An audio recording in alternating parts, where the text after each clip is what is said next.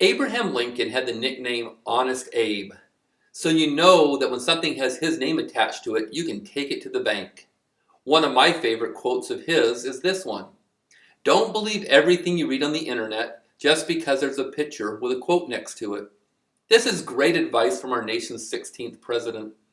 Believe it or not, some of the things that are posted on the internet aren't true, which is really surprising because they get vetted by such reliable sources as "my grandma says" and "Russian bots."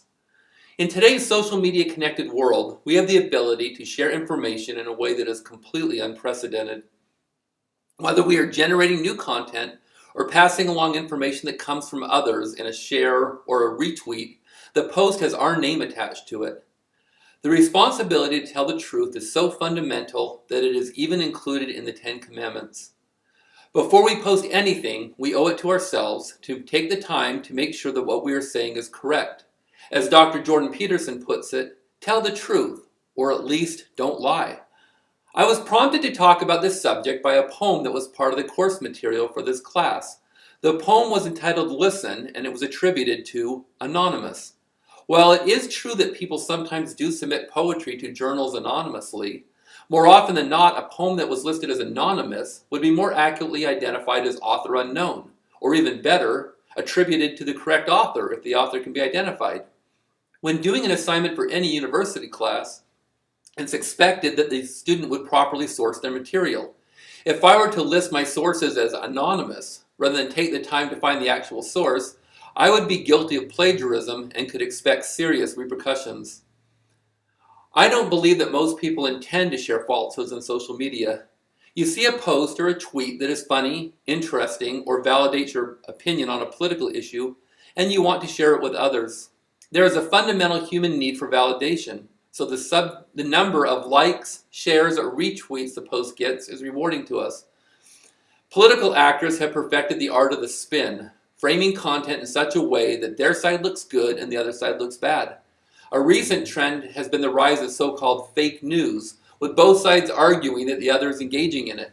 It seems that everyone feels that their view is the rational one, and that anyone with an opposing viewpoint is the extremist.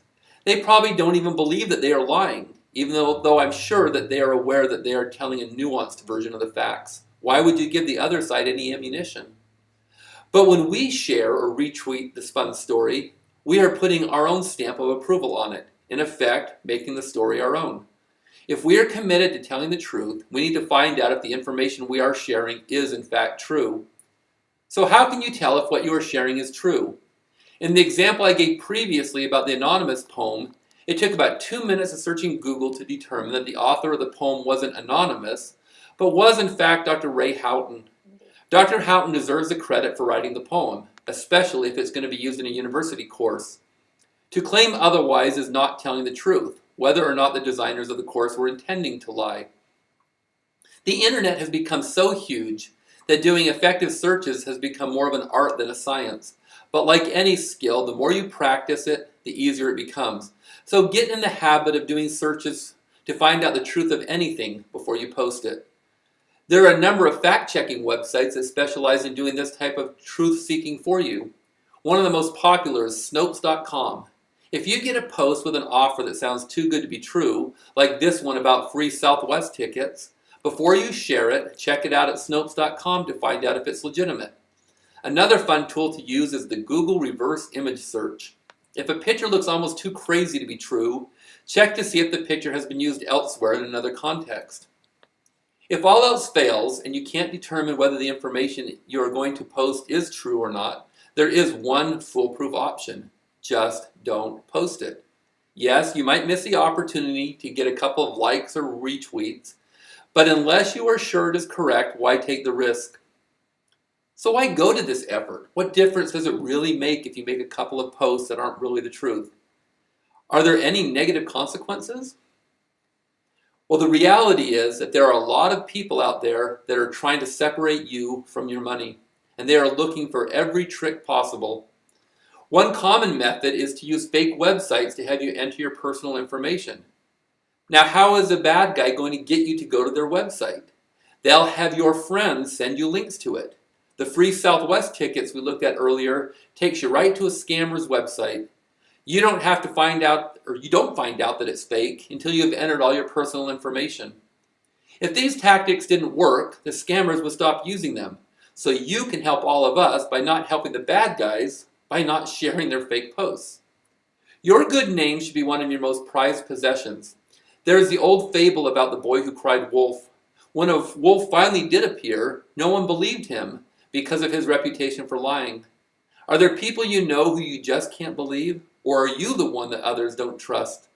Having a reputation for passing along falsehoods is a hard one to overcome. Conversely, a reputation for honesty is a valuable asset. I used to enjoy reading novels by Tom Clancy. In several of his books, he had characters who were Mormons. By mentioning their faith, the reader instantly knew that the character would be honest, faithful, and uncompromising in their values. I don't know which Latter-day Saints that Tom Clancy interacted with during his life, but it's clear that he knew Mormons to be people who were known to tell the truth. Another person who has a reputation for telling the truth is Simon Cowell. If you are a fan of American Idol or any of the other shows where Simon was a judge, you knew that he would be brutally honest with the contestants. This made him come across as the villain sometimes. But when someone was really good, the only opinion that mattered was Simon's. The other judges might be applauding, but if Simon stood up, the audience roared with delight.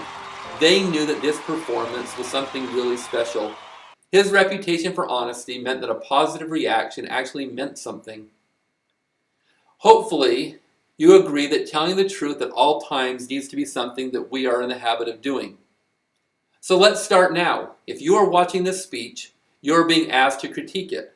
Be honest in your assessment. I would much rather get a brutal Simon Cowell brush off than a flowery Paula Abdul slow clap. Of course, if you really like it, you can tell me that too. I can handle the praise.